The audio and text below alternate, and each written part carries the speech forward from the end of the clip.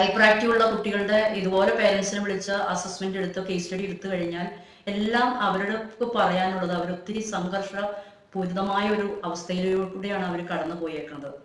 അപ്പൊ നമ്മള് ഇപ്പൊ എല്ലാ സ്ത്രീകളും ഇപ്പൊ 19 വർഷം മുമ്പ് അമ്മമാരൊക്കെ വീടുകളിലാണ് പ്രസവിച്ചുകൊണ്ടിരുന്നത്. ഇപ്പൊ മൾട്ടി സ്പെഷ്യാലിറ്റി ഹോസ്പിറ്റലൊക്കെ വന്നു. പക്ഷെ അതനുസരിച്ച് പിരിമുറുക്കവും ടെൻഷനും ആദ്യം ഉത്കണ്ഠയും ഒക്കെ വർദ്ധിച്ചുകൊണ്ടിരിക്കുകയാണ്.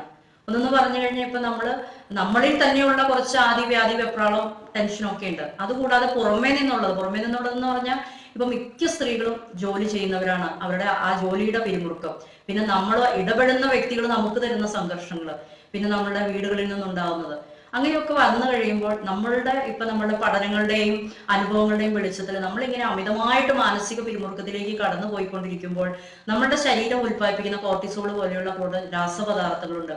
അത് പ്ലാസെന്റർ വഴി കുഞ്ഞിലേക്ക് എത്തുകയും കുഞ്ഞിന്റെ ഫീറ്റൽ പ്രോഗ്രാമിങ്